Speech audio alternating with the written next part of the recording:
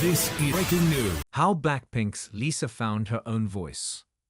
When Lalisa Manobal was 14, she left her home in Thailand to become a star in South Korea.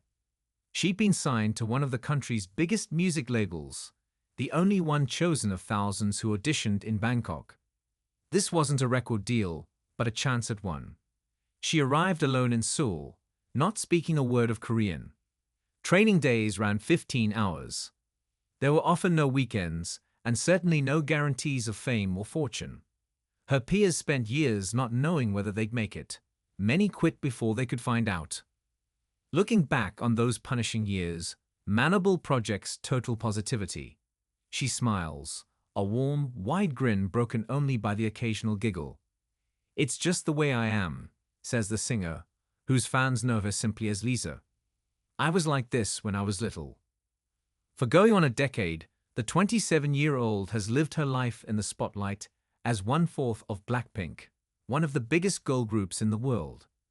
This is the year she wants to prove herself as a solo performer, releasing her first studio album a mere 12 days after making a splashy acting debut on HBO's hit show The White Lotus. The show has skewed luxury tourism in Hawaii and southern Italy, and this season takes viewers to the Thai island of Koh Samui, where Lisa plays a resort employee named Mook. "I'm a shy girl inside," Lisa says during an interview at the Ritz Paris's Airy Bar Vendôme. "In Blackpink, we each have a position." She was a little scared to strike out on her own. "But if I don't do it now, when am I going to do it?" It's a Sunday in January, and Lisa nestles into a corner table for a cappuccino and an orange juice, slowly making her way through a bowl of French fries, which she eats one delicate bite at a time, sometimes pausing and setting them down halfway. She's makeupless, except for a swipe of coral lipstick, and dressed in a purple Comme des Garçons cardigan and a shearling coat.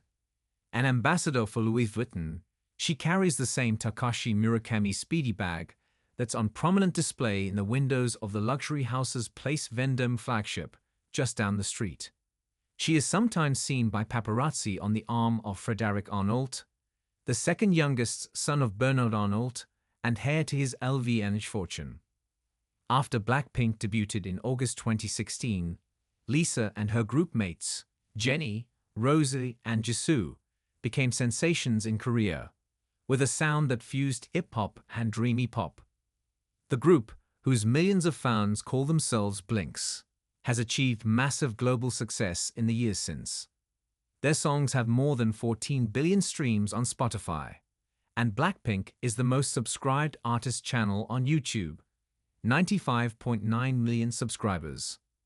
They sold out 2 world tours, and 4 years after making history as the first K-pop girl group to perform at Coachella, became the first K-pop act ever to headline the music festival in 2023. That same year, Blackpink renewed its contract with its label, YG Entertainment.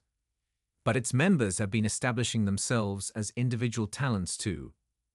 Lisa has cultivated a particularly devoted base. Her personal fans, who call themselves Lilies, have made her the most followed K-pop star on Instagram, 105 million followers. Lisa believes there are sides of herself that the fans don't know yet. Her album, Alter Ego, examines several of them, from a flirty French muse named Sunny to a villain named Vixie.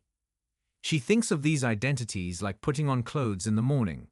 The look changes, and maybe the feeling does too, but the person is the same. "The alter ego, it's just me," she says. "Everything, it's just me."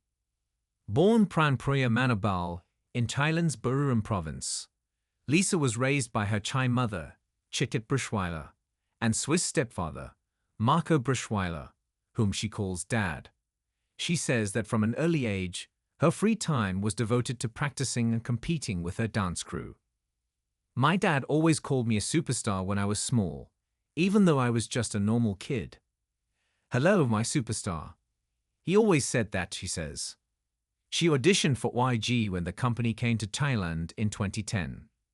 In her tryout video, she's almost unrecognizable, a lanky teen sporting a short, bowl-cut like bob, and wearing multiple t-shirts layered under a short-sleeved jacket and a pair of denim shorts over tights. 2 months passed before she heard back. While she was waiting, on the advice of a fortune teller, she changed her